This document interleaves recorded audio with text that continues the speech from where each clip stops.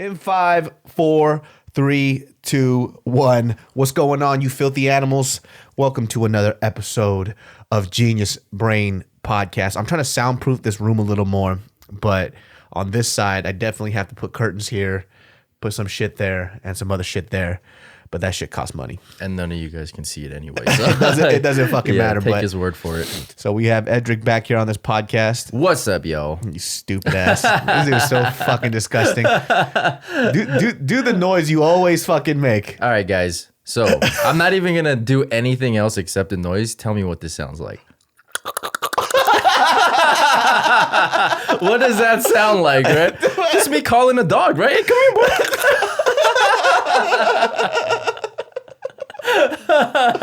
So fucking disgusting. His mind's in the gutter. He thinks it's something perverted, but I'm just like, dude, what are you talking about? I know exactly what that sounds like. It sounds like you're mixing up paint. You fucking disgusting painter. Dude, you're so fucking dumb.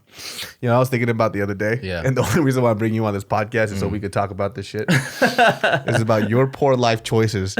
And that one woman that you should have kept in your life. Oh my God. Dog, I have never. Oh my God. We're going to go there. We're going to go there. I have never been so disappointed in somebody's life choices until I met you. For me, honestly, when people do things that I don't agree with, normally I don't care. Yeah. Just because like it's their life, it's your life, you do whatever you want with it. But you made the biggest mistake of your life. All right. Well, okay. I think I made a good decision. But yeah, because it's, morally it makes sense. Financially it doesn't. All right, so a little bit of background information here. Who he's referring to was somebody that I dated who was, let's just say she came from a very wealthy background, right? And let's just say she could have been the princess of Persia. She could have fed me and you, taking care of my whole family. And it wouldn't have dented anything in her fucking bank account. Yeah, that's true. That's true. But long story short, basically it got to the point where she kind of gave me like an ultimatum of 3-year plan of, okay, within the next year, I want to be married. Within 2 years. Oh, no. Within 1 year, she wants to be engaged. Within 2, she wants to be married. And within 3, she wants to have kids. Wait, how long were you guys together before this ultimatum came around, though? I don't know, like year and a half or so, or I don't know, 2 years. Stupid. I wasn't. She gave you enough time. I wasn't really keeping track. No, but like for me is I don't appreciate when somebody imposes their will on me like that, because it was just more of a situation of, now, okay, I told her, I said, I can't make any promises because even if I do, I don't know what's going to happen from now until, next month, next year, 2 years from now. All I can say is I can say if we keep going down the path that we're going down, then that's what it'll probably lead to. But she wanted definites. Yeah. It was like, I want you to tell me that this is what's going to happen. And I'm like, I can't tell you that. Nobody can tell you that. Who the fuck knows what the future holds for us? So right? you weren't sure that was the woman that you wanted to marry, even after you found out that she was a crazy rich Asian. Dude, basically that's the story.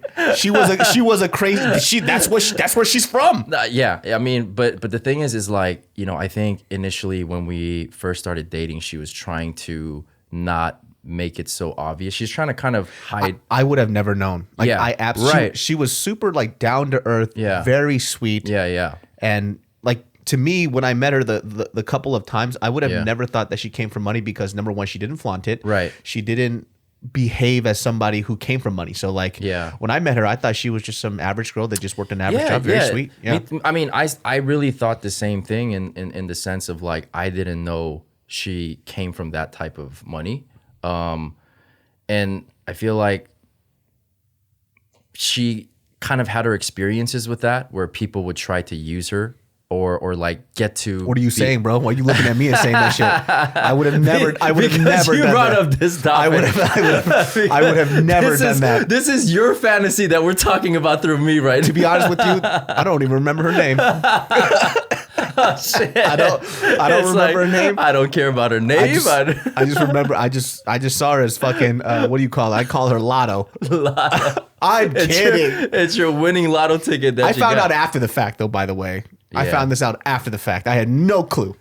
And then he said, "This is the worst decision that I've ever made in my life." Stupid. Just dumb.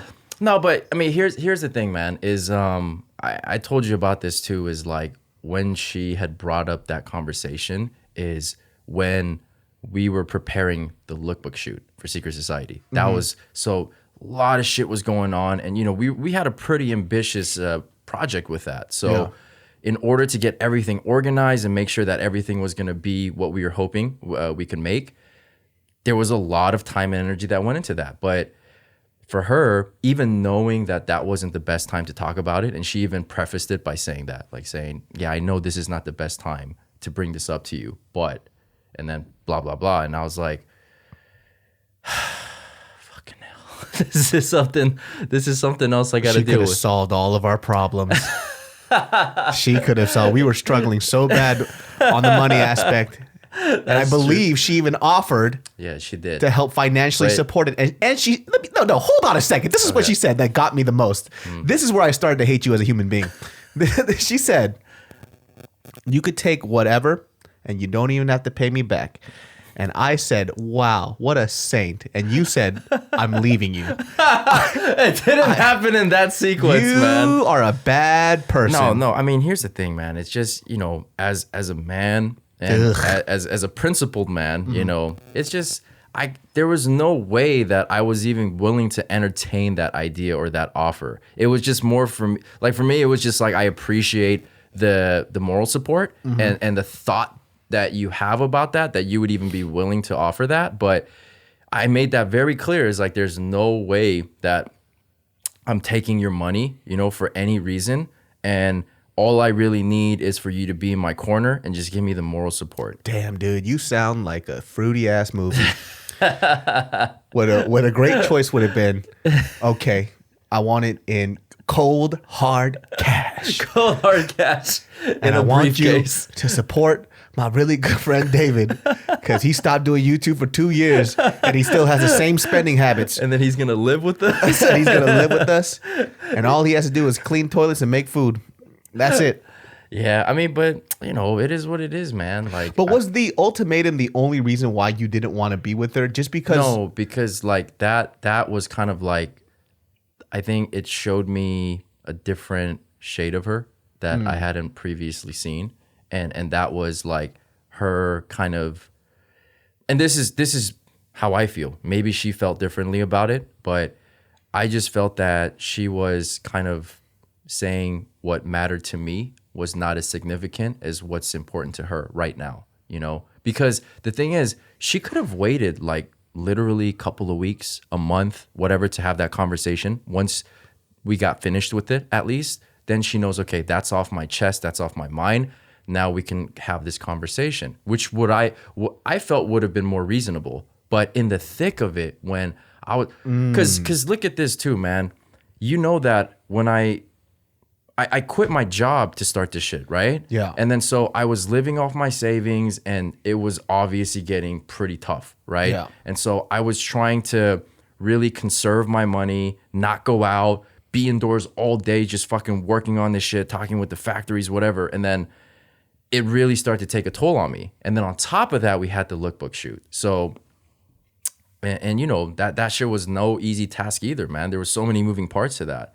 So like, she knew all of this was going on because we would talk, obviously, we're together for that long, but still her desire and her needs pretty much outweighed all of that. And I almost took it as an indirect way of her telling me like, yeah, I know that's important to you, but it really doesn't matter because this matters more right now, Because what difference would it have made if we had that conversation 2 weeks, a month, 2 months even after the fact, right? Because we were already together for a while at that point. But yeah, I mean, I'm sure I have my thoughts and my feelings about it, and she might disagree with what I'm saying right now, but really doesn't matter. I feel like what happened for a reason, and I have no regrets about it, I have regrets.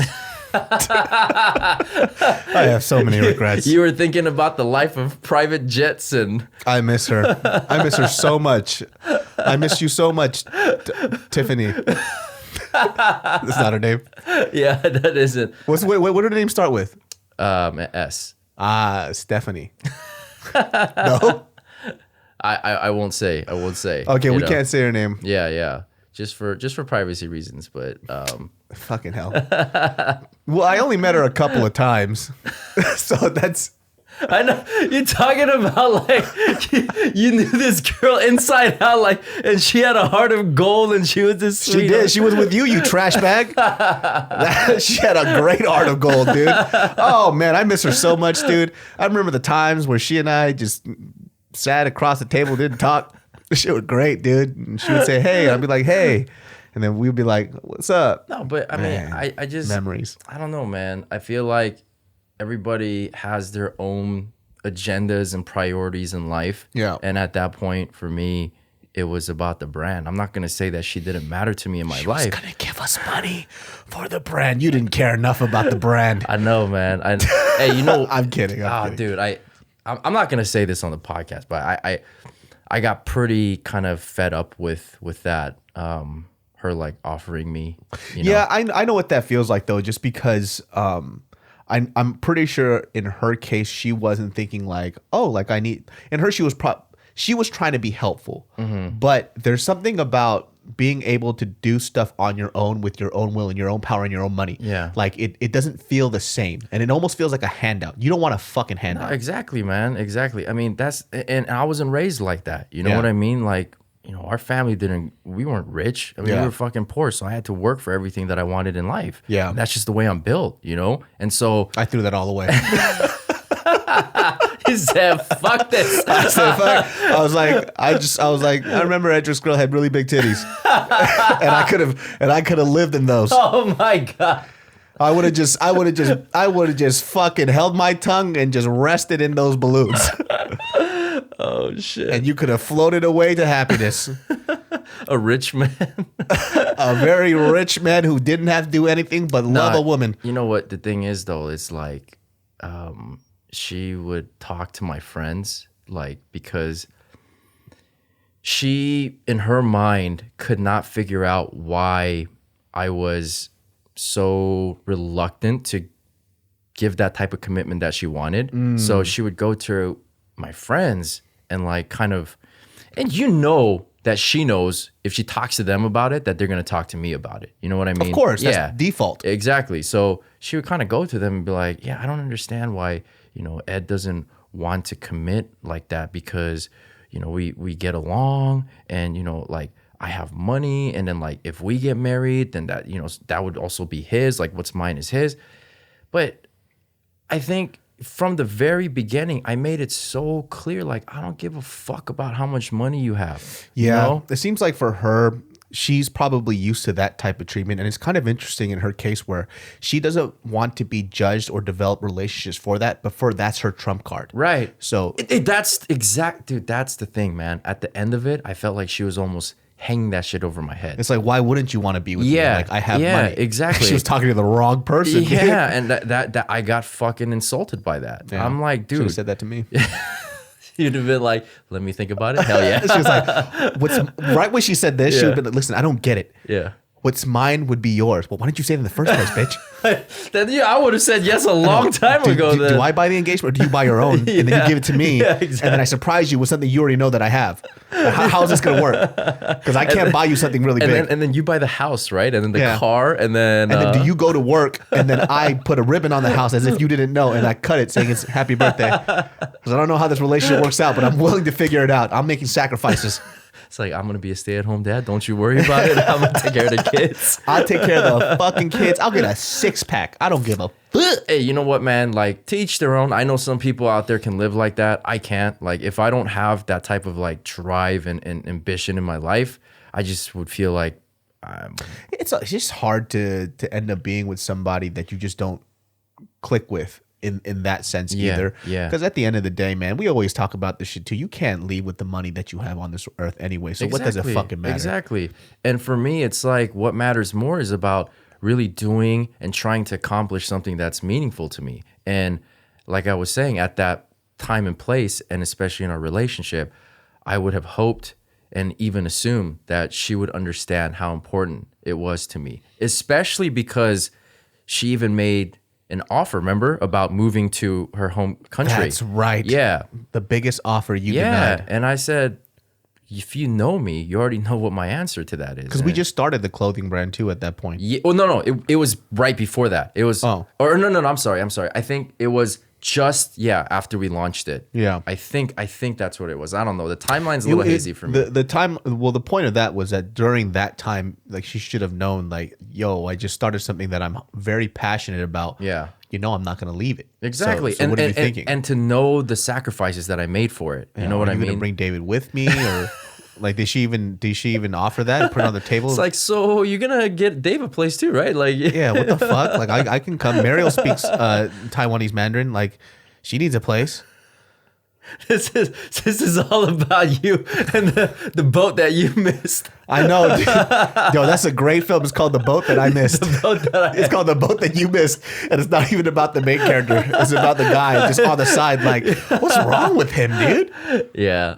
But like I said, I should have man, gotten to know her better, dude. I fucked up. I fucked up, dude. I fucked up. This was it. Let me get her number, bro. I said, let me give her a call, man. I actually did ask her for her number, and this fool didn't have it anymore because he deleted it like a jackass. Poor choices. No, I mean, it's just like, once I'm done, it's done. Like there's no, because here's the thing, man. Yeah. And I'm sure you can attest to this too, is like when a relationship ends, right? Especially if you guys didn't start as friends, trying to kind of now go backwards into a friend zone and trying to find that and establish that and define that. No, I saw your vagina. We can't go back. I saw your vagina. It's not. It's not gonna happen. It's like the inevitable, accelerating the inevitable. Just fast forwarding it. Like let's skip all that fucking bullshit and just boom. It's gonna be done anyway. Yeah, I feel a lot of people don't understand that though. Yeah. A lot of people say, well, it's kind of heartless for you to cut ties with somebody that you developed a relationship over for many years or whatever months and stuff. Right. But for me is how I see it is this. If I died tomorrow, you would still move on. Right. All right? You would end up with somebody else, you'll have kids, and you'll eventually forget about me. You're right. And so whether I choose to be a part of your life or not, your life will still be better without me. Mm-hmm. So it doesn't matter.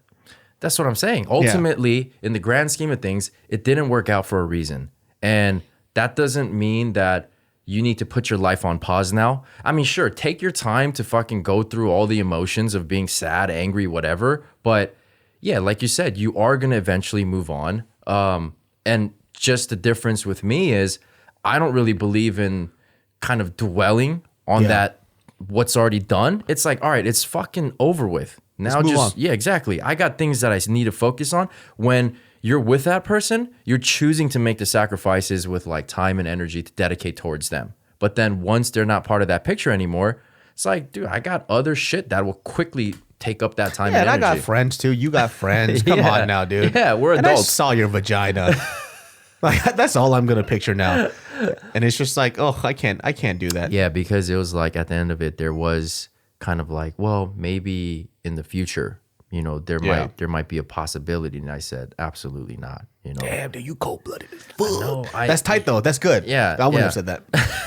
I would have been like, in the future. No, for me, I wanted her to recognize what I'm saying is what I mean right now. I'm not just saying this. You don't want to string her along either. No, absolutely not, man. Like for her sake and for my sake, it's like just now move on. And the best way I can put it is you do you and I'll do me. That's pretty much what it is now. There is no us. There is no we, right? Now it's our lives are separate and we just got to go our separate ways. And it's like, yeah, in the future, who knows what would happen? But I'm telling you, it's very, very, very, very unlikely. That's what because I don't like to move backwards. If I move beyond something, it's usually for a reason. I'm not going to say that there's never been something or someone where it was like, well, maybe that could have worked out at a later point in life, once we maybe were more mature or more experienced, whatever. But yeah, for the most part, it's just like what's done with is done with. Like it's odd. Some people just value. I don't know if they. I don't want to say value, but they feel like any kind of significant moment in their life is worth holding on to forever. And I don't really believe in that. I'm more like, I'm like Marie Kondo with those things. It's like you don't spark a joy. Compartmentalize. You don't spark a joy anymore. So it's a time for you to leave. That's the Korean Marie Kondo. Yeah. But I don't like. That's what I believe, anyways. Especially when it comes to those type of relationships. It's like it served its purpose. I thank you for it. You thank me for it, and then we can move on, and everything's fine, dude. Yeah. It's just I just don't want it around. I don't want to have to think about it. I don't want to have to think about it. Why would you want to think about it when it's done with already? And then you get with somebody, and then we have to go through this whole motion of, oh, who's this guy? Well, I used to suck his dick, and quite often, But now I don't suck it anymore. Yeah, he saw my vagina multiple times. That's what I think, anyways. Right. When I'm like, when I see that guy, I'm like, you don't know, but I nutted on that face multiple times. And every time you kiss her to sleep, just to let you know, you're also kissing my children that I killed. It wasn't Colgate. I'll tell you what. It was some other white paste. Hope you know, that was my canvas before. And I just sprayed and prayed. Yeah, but all right. Any of you guys going through breakups right now or towards the end of your relationship, whether you're young or a little bit older, just realize it's not the end of the fucking world. Just learn to move on from it, because you have so many things you're going to experience, so many other people you're going to meet, and you got to really open yourself up to that. You got to allow yourself to experience that, because if you just hold on to your past and dwell on it and be miserable in it, then you're depriving yourself now of potential happiness, future happiness, whatever that may be. It might come in the form of a person. It might come in the form of a job, a hobby, whatever that may be. But the only way to get past it is to recognize that it's the past. It's not part of your present. It's not part of your future anymore. Also, too, if you ever meet a Taiwanese girl that's loaded beyond your wildest dreams, I'm talking about you were slumdog poor, and you meet this girl with very large titties that said, you know what? What's mine is yours. You fucking say yes. You push all those feelings aside as it surfaces up like you have acid reflux, and you take that Pepsid and you push it all the way down till it dissipates. Trust me, I've buried a lot of pain in my life, and I will bury that pain again just to have a gajillion dollars in my bank account. You know what, guys? Ignore everything we just talked about right now. Do what Dave said, Go for that money and go for those titties, because it cannot steer you wrong. I don't remember her name. And I'm so sad. And to be honest with you, I don't remember her face. Yeah, I mean, you guys I think literally met like twice, in like a short period of time. But I do know she was very, very sweet. She was that. I mean, I don't want to get too deep into it, but that was, I think, one of the things that I think attracted me more to her was the fact that once I did learn of the type of background she came from, the fact that she was still that down to earth and that sweet, because she was She wasn't in a flashy car. I think she had like a 3 Series or some shit, right? 4. Yeah, like a 4 Series. I mean, I know for a lot, they're like, 4 Series, but in LA, that's a pretty common car. So, and mind you, the type of ball that we're talking about, she wouldn't be rolling in a 4 Series. Right. So, like for me, when I saw it, like I would have never guessed. I would have never guessed because if I had that money, dude, I'll get a magic carpet. Yeah. I don't even know if it exists, but I have the money to figure it out. At least a jetpack, right? Easy, At dude. least a jetpack. I would dress as the Sultan from Aladdin. But you know what, man? Like, now I don't want to overgeneralize here, but that's the thing. Like, a lot of people who come from that type of money and that type of wealth, they're always like second guessing the people around them, and they're not 100% sure about who their friends are. They're always second guessing people's intentions, or if they have some hidden agenda of why they would want to talk to them or even befriend them or get with them. So like, I don't know, dude. In her case too, if that's how she felt, she should also take a certain level of personal responsibility, because even how she was trying to solve your guys' relationship problem was with money. Yeah. The thing that she said that she didn't like how people judged her on, and also how she developed, or how people would try to develop relationships with her. Right. But for her, I mean, to no fault of her own, that's how she grew up. Yeah. So it's hard for her to escape that cyclical habit. Like it's just constant. Yeah. So like I would see this a lot too, where I'm not sure if people have the intention to befriend a rich person because of that, but what'll happen is like, I don't know, they'll go through some problem. The rich person's like, I'll just give you money. Yeah. And that becomes like a habit with people. And they start to develop this friendship. Oh, this person has my back. Mm-hmm. But really, it's more like this person has excess money and they'll just spend it. Why not? Exactly. And I think a lot of the times too, you see situation of when the families are wealthy and like the kids are going through some shit, the parents will just throw money at it. Here, Yeah. go buy this. That'll take care of it. But it's like money's not raising the fucking kid. You got to be there as a parent. You got to teach them between what's right and wrong, and give them life lessons, or at least talk to them about what they're going through. Don't just throw fucking money. And a lot of times those kids end up fucked up, right? Yeah. They fucking have no sense of or value of a dollar, and they spend recklessly. Some of them get super into like partying and drugs. I think that's probably the most common thing we see, like in LA. They're just super into like partying and drugs and just fucking spending money. That's recklessly. the sad part, though, is kind of people have to constantly look towards like some kind of chemical to make them feel something, because Right. they don't know what that feels like without it.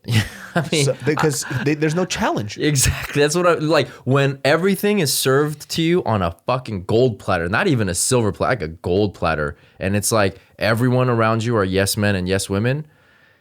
I mean, you're gonna seek, fulfillment and feelings and things in the most superficial way possible, right? And sadly, a lot of times drugs can do that for you. It can take you. It can alter your mind and your feelings in a certain way where. That's just fucking scary, dude. Yeah, it is. And that's why a lot of people fucking go down a very dark path because of that. And for us, looking on the outside, you're like, dude, you got all the fucking money in the world, man. Like, you could get anything you want. Why would you put yourself in that position? Because I want to feel something. It's like, shit, my bad. I want to feel something. I want to know what it feels like to be you, poor guy. I want to know what it's like to look at a menu and look at the numbers. I don't even do that. I just point at it and I buy it and I eat it. So just give me everything on this side. Yo, didn't you tell me when you were in Taiwan with her that when you went to go eat something, her parents were wondering why you weren't ordering more? It's because you had your fill with the food. They're like, oh, just try it. Yeah. Try it and we'll throw it away. Yeah. What kind of gobbledygook? Yeah, it wasn't a cheap restaurant either. So like for me, I already ordered, what I was gonna eat. And They had the fucking Amazon pink dolphin sliced up, the most endangered fucking. yeah, and I don't eat a lot, so I was like, oh shit, I don't even know if I'm gonna finish I this. know you don't. This dude does the most fucking annoying thing, by the way. I got to stop this for a second. He does the most obnoxious thing that pisses me off. And I know I shouldn't get mad at this, but it's fucking stupid. So, when you go out to eat, right? There's this concept called leftovers. Now, what is a leftover to most people? A leftover is basically where you have a meal and when you take it home, because there's enough to suffice it to be another meal. Like it's going to be sufficient. I've seen this motherfucker ask for a to-go box for a square of waffle. Hey, And like when you get a fried egg and you just had that one egg white just fall off to the side, and then he asks for that and puts that in there, and then there'll be like a tomato seed, and then he'll take that tomato seed and then put that on top, and he says, "Can I get a to-go box, please?" You eat that shit on the spot. Okay. You don't get a to-go box for that. Okay, to be fair, guys, I know exactly what he's referring to. The moment I had a whole pancake, and there was literally like one bite on top. Because, it's like a stack of pancakes, and I think I ate like... A crumb. It was a crumb. I don't get mad at a lot of my friends. I've never been so pissed in my life. Dave was so mad because he's like, dude, just eat that shit. It's one more bite. And I was like, no, I'm good, bro. You want to hear what this trash bag did to? The next morning, I wake up to a text message. That's right. Reheated it, and then he ate it for breakfast. I was so fucking mad. But you know what? Because I don't eat a lot and I don't like to waste food, I try to eat my leftovers. I would say probably 4 out of the 5 times I take something to go, I actually eat it. I don't like to just take it and throw it away. I know a lot of people just do that because they don't want to be wasteful and they end up throwing that shit away. But no, I actually eat that shit, bro. That's why I wanted to show you. I was like, I did this for I a don't reason. fucking care. You should have ate that on the spot, man. Even the waitress was looking at. She goes like, "Can I get this to go?" She's like, "What? Air? You can take that with you. Just breathe it in your nostrils and exhale it out. What do you want to go?" That reminds me of the story of the other Ed though. Oh, dude. Yo, so this story might not be as funny when we tell it, but it's way funnier just because of what happened. So there's this artist out there named Travis Garland, and during this time, our really good friend Dan was shooting a music video for him. Yeah. And then we drove all the way out to Lancaster for this. And mind you, this was an overnight shoot. It was on a budget, but Dan made it work, and it was pretty amazing. So I was doing the BTS photos for it and all that other stuff. we had to stay awake. I was on like 4 Red Bulls and like 2 Adderalls. Everybody was wired up. Right. And so in Lancaster on the way back, there was actually this like Southern Comfort restaurant diner on the way back. Now this is the funny part, dude. So everybody's eating, and mind you, Ed lost a lot of weight recently, but he was fat as fuck, just like I was. Yeah. And this dude, he eats his food, and as he eats, he goes, "You know what, dude? I can't have another bite." And this fool shoved an empty bowl to us with just a chicken bone and like a shred of meat. He goes, "I can't have another bite." And we all looked at him like, "What bite are you talking about, you fat fuck?" There left to There's eat? nothing there. That shit looked like an archaeological dig. Like there was nothing. It was just fucking chicken bones. He goes, "I can't have another bite." There is no bite. And we started dying laughing. And the funniest part about this shit wasn't even that we were laughing so fucking hard. We couldn't breathe. And he started progressively getting angrier. He goes, "Well, I don't get it." He was like, and I love this dude. And he's just like, "I don't get it." He goes, "I don't understand why me being the butt of the joke is so funny." But because he was getting angrier, we started laughing even harder. Right. I don't think I've laughed that hard ever in my life. I mean, it's like the fact that he didn't understand why it was so funny. It's like, bro, there's literally nothing left. You can't eat a chicken bone, dude. You can't chew that shit, When people man. say I can't have another bite, usually there's means there's food left over. Yeah. And because he was fat like me, so it was like a really fat guy that ate everything. And he goes, he slides an empty bowl.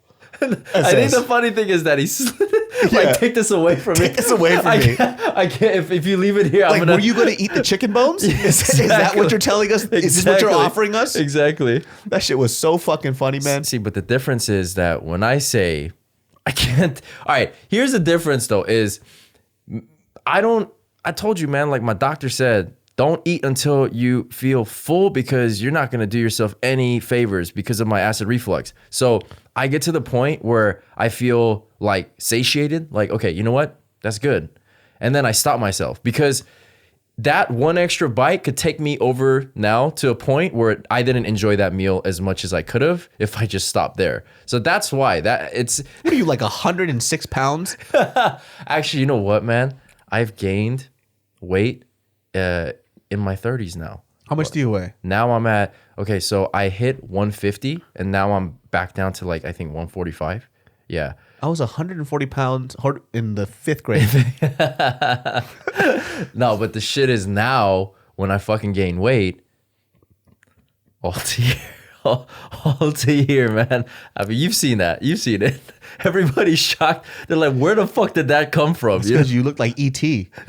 Shit was so weird. I'm so skinny everywhere else, but I low-key got like a little gut. And so like when I pull that shit out, people think it's fake. They're like, what the fuck? I just don't understand the whole one bite leftover thing. Like, I'll never understand that shit. How dare you use styrofoam for that? How dare you make the waitress go back, ask for fucking styrofoam, forks, and paper. Oh, here's another Is that a helicopter? That is a helicopter. I said a helicopter. Helicopter. It's Cyclops on a helicopter. Is that an ambulance? Is that an ambulance? This dude too, he also has like this certain level of OCD. Oh yeah. So I'm only saying this stuff because we're talking about going out to eat.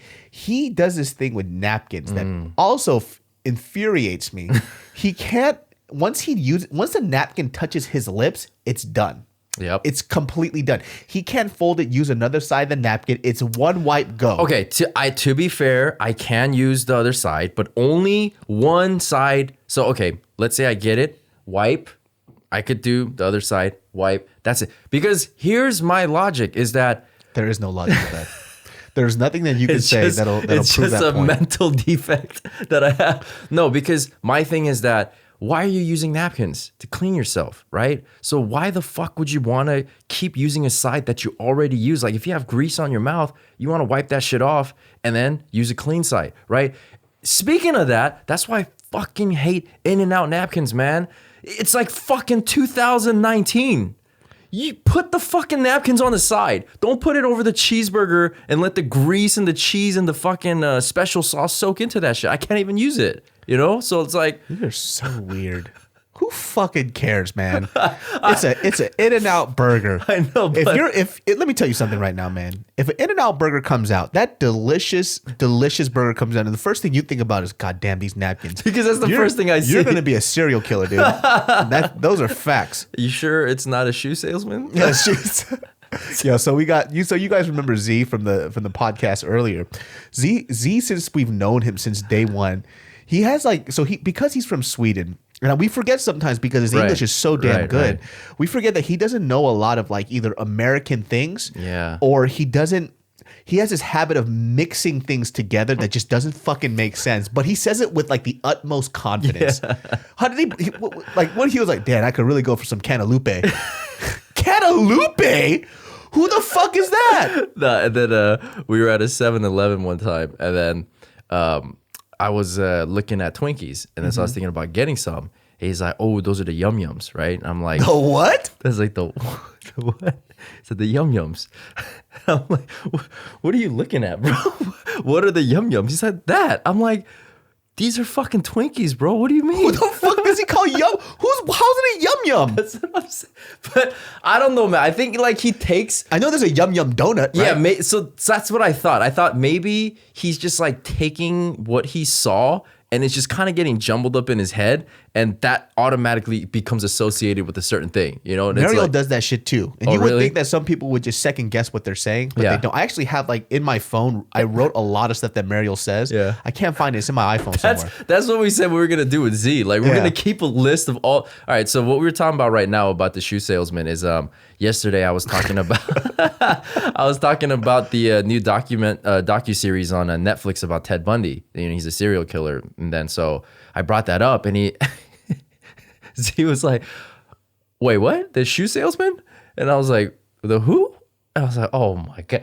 This fool thought we were talking about Al Bundy from Married with Children. And he says it with such confidence, dude. And he says it so confidently that you have to kind of stop and think about it for a second. Like, am I tripping right now? Like, am I saying something weird, dude? Yeah, am I confused right now? But yeah, this guy is like, he just has these weird ways of like processing, I think, certain things. Yeah, and then he makes us second guess it too when we've been living here longer than him. It's so stupid. He goes, this fool will go, oh, dude, I fucking love Rhode Island sauce. Yeah. I said, what'd you say, dude? And then he fucking brought it up to show me like it exists. I'm like, but it doesn't. You didn't say it as if you knew it existed, though. Yeah, I know exactly. He's referring to Thousand Island sauce. He goes, yo, let me get some of that Rhode Island sauce. I was like, what did you just say to me, dude? I will slap the shit out of you. What did you just say? I wish I could remember like all the fucking ridiculous. Aloe Black. He calls him Aloe Black, kind of like he calls him Aloe Black. I'm like, I remember that shit because I came back from Hawaii. Yeah. Right? He goes, you should use that Aloe. I was like, oh, what's that? Because I thought it was some kind of like unique product, right? He goes, oh, use Aloe for that. It's gonna be really good. I was like, what? He goes, Aloe. I was like, oh, let me look that up. He goes, how do you spell it? He goes, ALOE. Oh shit! I was like, you mean aloe, bitch? He even called aloe vera Aloe? Yeah. Oh my God. So yeah, I mean, we love this guy though. Well, he might be right because people in when I was in Kauai, that's what they would say. They go aloe. Oh really? Yeah, aloe or something like that. I've heard. I was at like this poke marketplace, and then they told me I should use aloe. No, but he's not. That's not his point of reference, though. Exactly, but he would use that in his defense, though. Super fucking annoying. Fucking hate his guts. Hey Z, learn you some fucking English, bro. Dude, we actually have one of our friends. We actually met him through Z. His name. Yo, check this motherfucker out on YouTube, dude. Mr. Stoltz, baby. There you go. Mr. Stoltz. He does this. So it's so funny, too, because when we met him, he wasn't into shoes at all. Yeah. And I think he got into shoes because Z was into shoes at the time. Yeah. And I think from then, he just started to, I don't know whatever piqued his interest for it, but he just started to like shoes out of nowhere. Yeah. And then he started doing his own sneaker reviews. Yo, shout out to, it's his sneaker reviews to me. I know he's not trying to be funny, but it makes me laugh.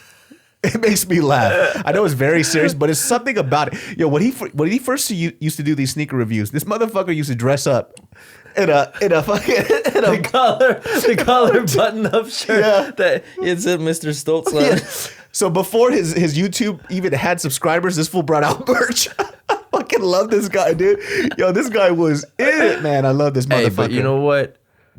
props to him because of dedication. Oh, and for the sure. discipline. Because like, you know, anytime somebody starts something on YouTube, you obviously not going to get that much views, right? You're not going to get that much attention. But then to not let that deter you from like, all right, I want to do this, so I'm going to keep doing it. He's a classic version of what I call somebody who creates to create because they enjoy it. Yeah. Right? Yeah. And we don't actually see a lot of that nowadays. We see a lot of people who do something and because it doesn't fulfill the need of other people giving you an external validation saying that you're doing something amazing, Yeah, man. that they'll stop what they're doing. With this guy, I think he genuinely loves doing these shoe reviews. So he hasn't stopped. Dude, I mean, how many years has it been now? You A know what I mean? long fucking time. And without fail, I don't think he's like missed an episode. I think he's been consistently uploading, you know? Yeah, way more consistent than I've been. Yeah. Dude. And you know what? That has so much to do with like what people want out of life. You know, they can say like, oh, I'll do anything that I need to do in order to get to where I need to get to because that's what I believe in or that's what I want to do. But as soon as that hard work settles in, different story. They're singing a different tune after that. And, you know, for even a guy like he's not like a huge YouTuber, but like you said, he's passionate about what he does or he enjoys it at least on some level. And to just have that kind of discipline because I'm sure there are days where you're just like, fuck, dude. Hey, I mean, we were talking about the other day too, and he was talking to me about how it's hard to stay motivated sometimes. Yeah. You know, doing the same thing over and over. And I was just telling him, like, when you create content, you have to figure out a way to make it fun for you. Yeah. Because at the end of the day, it just starts to feel like a 9-to-5 job. And if you were going to work a 9-to-5 job, you should have just done that in the first place. Yeah, so man. It's kind of up to us as creators to really figure out how to make this fun. Yeah. You know, it's beyond just a regular living. And I maybe it's a little hard to understand. It's very difficult to be constantly the master of your own destiny even within your career. Right. Because sometimes when people work 9-to-5 jobs, like I know a lot of friends who work these jobs where they do it and they just shut off and they become a robot. Yeah. They do it and their creative time is off. Yeah. Those times. Yeah. But when it comes to being a creative in your career space, it's just nonstop. Yeah. And I think that's also one of the bigger reasons why it's hard for me to sleep. It's hard for you to sleep because my mind doesn't shut off. Exactly. Like, and sometimes too at night, some of the best ideas come during that time. That's what I call the fucking, you know, prime time. Like for me, I get the best thinking done, I think, from 12 a.m. on. And especially in the shower. I hate that. I fucking hate it. I hate that shit because I want to sleep. I know, but you know what, man? I've just learned to accept it because that's how I've been for so long. I'm just like, you know what? It's just me. There's not why fight it. And I will take like sleep aids to try to help myself sleep a little bit earlier. But I'm just like, well, if I don't stay up at that time, then I might not have these ideas that I would have had otherwise if I did just stay up. But that's the thing, man. Like, have you ever thought about though? If you had lived your life in a more conventional way, right? Do you like sometimes? 100%. I would be in jail because I killed somebody. I would have been I'm not saying I would have been a thug. I would have been a serial killer. I would have lost my fucking mind. I would have lost my fucking mind. Yeah. Because even Mariel knows me now as a person who hates habit. Right. I know. habitual things. Right. Like I'm what Charlie. I'm a habitual line stepper, dude. Like you tell me to do something, I'm breaking that shit. Yeah. It's just who I am as a person. Yeah. You know, back in the day, you know when I used to build IKEA shit. Yeah. There would be this IKEA thing, and when you open up an IKEA a manual or that teaches you or an instruction on how to build something, how it always starts off is it's this white dude with a big ass fucking nose, and then you see him with a hammer. He looks happy, right? Yeah. And then he's trying to build it, but they go X, and don't just build it with one. It says 3. Yeah. Then I go, fuck you. Exactly. I'm gonna build it myself, and then you gonna see I'm gonna do it. Right. Problem is, you can do it by yourself. Here's the problem: it takes 12 hours. I know, because I went through the exact same shit with fucking IKEA furniture, man. Dude, there was this red shelf that I built for Mariel that we actually just sold on OfferUp. Yeah. And she was like, but you built this for me. And the first thing I said when she said that, I said, fuck that thing, dude. I built that shit. So I built the drawers. Yeah. And you know how they have like the rail thing? But I was so exhausted. I fucking put that shit on the inside for some reason. I built the whole shelf and I had to dismantle the whole thing. And it took me fucking 4 hours to build it. And I had to dismantle that whole thing and rebuild it again. Yeah. And then when I was done, it was slightly crooked. Oh, and so it kind of rocked. That would have fucking driven me insane. I lost my fucking mind. And you know, I know you're OCD, but I have a little bit of what you have. Yeah. So right now I moved into a new apartment in Glendale, and because the room's a little smaller, we decided to use these standing shoe shelves instead. So you could actually fold it. So I'm doing this whole Marie Kondo thing, trying to live a little more minimal. And so the shoe shelves work really well because you can fold it and it kind of slides in and you can grab them out really easy. Yeah. So I bought the big one, and I also bought a small one that'll stay in front of my bed frame, so I could put like socks or whatever in there. Yeah. And same shelf, except the knobs were different on the small one. And you still have the red shelf too? I built the whole fucking thing. And right when I saw the front of it, I was like, "What is with the color of this knob?" And then Mariel was like, "Oh no." And I built it, and I was livid because it took me 4 hours to build it. Yeah. And I saw it, and she looked at me dead in my eyes. She goes, "You're returning that tomorrow, aren't you?" And I said, "What do you think?" What do you think? If we have it, I'm gonna fucking break this shit tomorrow. And so literally I'm in bed Yeah. and I'm cursing up a storm Yeah. about the dumbest thing. I'm like, "You fucking stupid ass fucking IKEA, put that shit in the wrong fucking bin. Can't fucking deal with this shit." Oh my And she's God. just like trying to calm me down. She Yeah. goes, "All right, stop being a little baby." You And know, I'm like, but that's the thing that people don't understand of like when they don't have that is like, it bothers me. yeah, that's the thing, man. It's like, okay, if you can't understand it, that's one thing, but try to respect it at least, you know, because I'm not trying to impose that on you or Now, try. you don't want to live like this. It sucks. Yeah, I know. It's like that. Not that we're choosing to fucking be like this. If I could just let things go like that, my life would be so much fucking. There was a point in my life when I went grocery shopping, I'd have to go through every fucking aisle. I would go there to buy like some bread, right? In my head, I'm thinking I'm gonna buy some bread and eggs, right? And then I fucking waste an hour and a half because I have to go through each shop. Because in my head, I'm thinking, well, I might need something in this aisle, so I got to take a look, you know? I don't know how you're gonna get married, dude. I think what's gonna happen is if you ever get married and you have a kid, your kid's gonna die of starvation because all he wanted was some milk and fucking eggs, and then dad stayed in the grocery store for 7 hours. Hey, but you know what though? As I got older, because all right, here's the thing. You know, I'm a like very logical and reasonable person, and so I completely recognize that this is fucking ridiculous. My tendencies that I have, right? So I phased out definitely certain, I guess, tics that I had, because I used to have a thing where things on my desk needed to be perpendicular. Like, so this shit would need to be like 90 degrees with here, you know, everything. And if somebody moved that shit, I'd be like, "What the fuck are you doing?" And I would fix it. They're like, "What?" I'm like, "You fucking moved my laptop." Did They're you like, fucking go to school with a suitcase then, so you could organize things in straight lines? No. You definitely didn't have a JanSport backpack, because when you put something in a JanSport backpack, the way it came in and came out was way different. No, just like on my personal desk at home. Okay. Yeah, it needed to be arranged that way. And then it wasn't until like, I think I was in my early 20s where somebody was like, "Dude, you have OCD." Yeah. And then it was like, it never occurred to me that I was OCD. You thought everybody else was crazy. No, in my mind, I just thought that's just the way things have to be. And I never like. Is your parents like that? Is your mom That's like the that? shit. They're not, you know, they're not like that at all. So I don't know. Dude, your where- mom's fucking food is good, dude.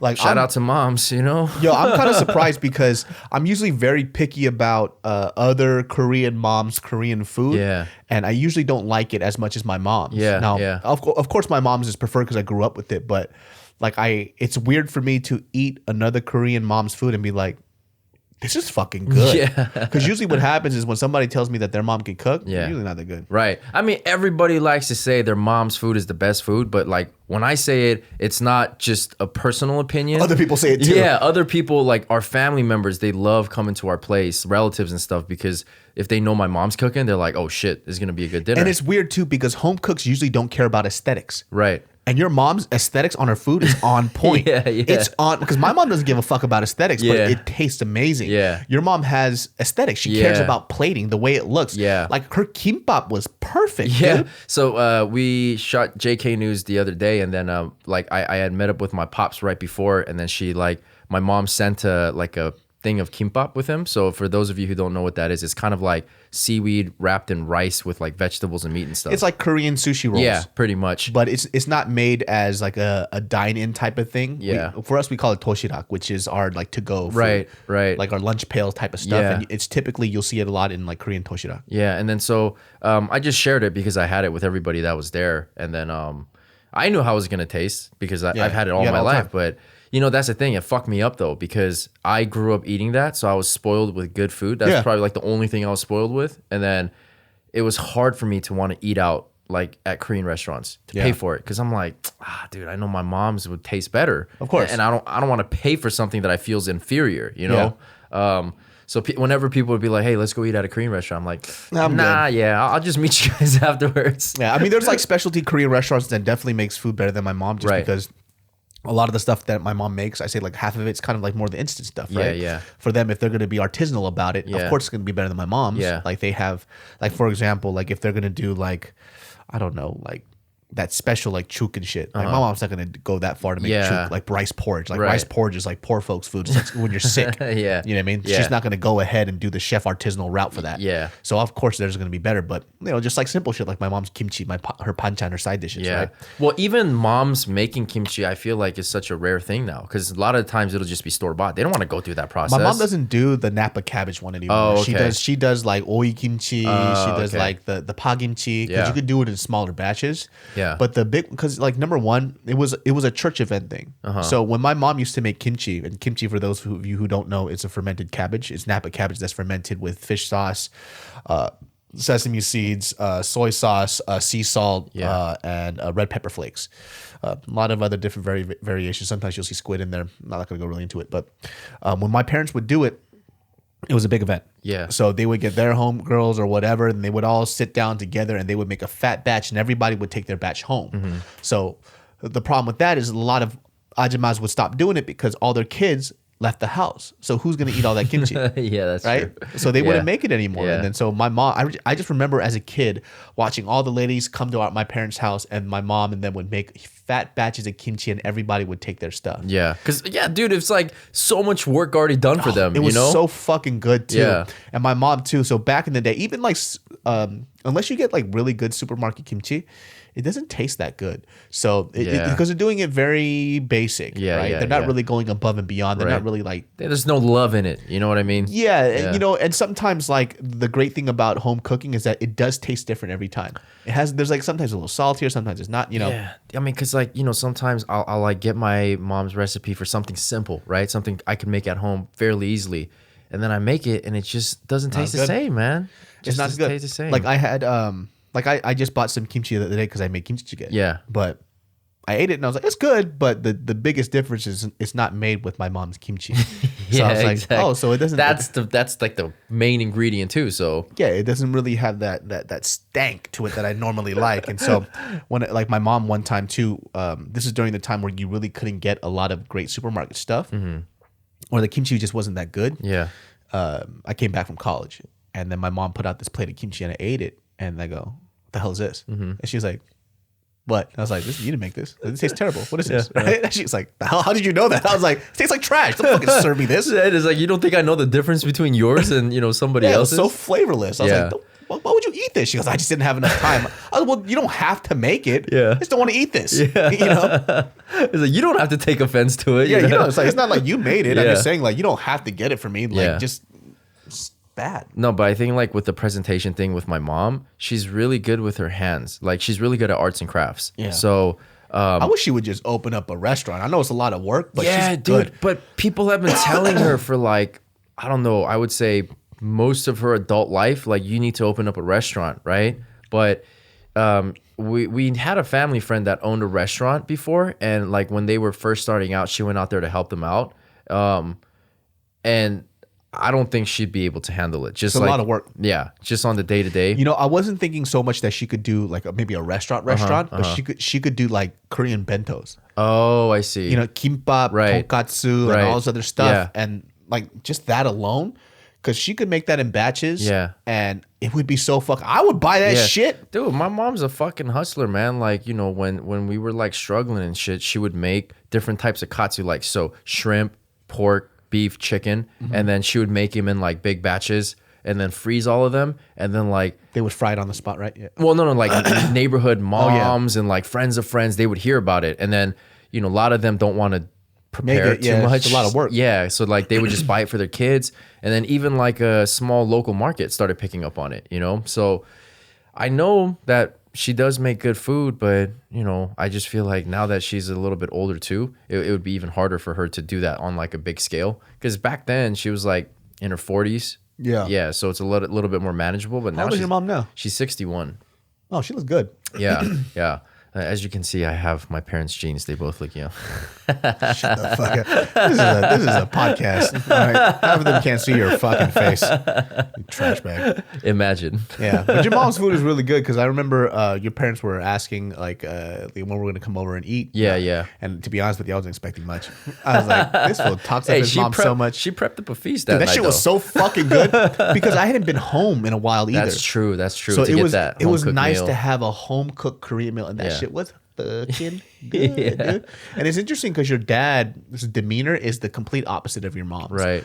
I mean, your dad's cool and everything else, but he does have a hard exterior. Yeah, he does. He does. And your mom has this like very flowery, like soft, poofy warmth to her. So you know, the thing is like my mom, both of my parents are pretty social, but you're not gonna really get that from, I guess, first impression when you see my dad, because like you said, first appearances, he does have like a more harder exterior. He's looked like he's killed a few people in his life. Hey, bro, real shit, man. He knew when we fucking had a little store in South Central, right? Yeah. Like it was a Crip neighborhood, and so like a lot of people would come there, and because he's Asian, they would make try to Asian fuck jokes. with him, Yeah.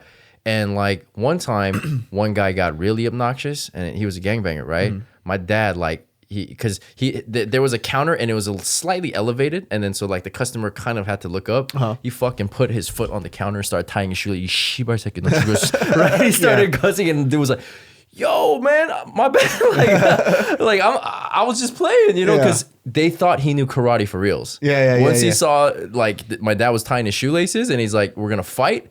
He thought, "Oh, this motherfucking guy really knows karate." Dude, man, if I was that age back, I would have took full advantage of that ignorance, dude. Like before I went to work, I would just get these like 2x4s and I would saw them a little bit and I'd be like, "Shiba," and I would break it over my forehead just to show them and just have dust come out and they're like, "Yo, this guy knows some crazy shit." Exactly. So like, I don't think too many people try to fuck with him, and he had guns. Yeah. Like one time I was out there. And I don't remember this story, but my pops told me like there was this lady who was like buying something. It's just like, just this friendly lady.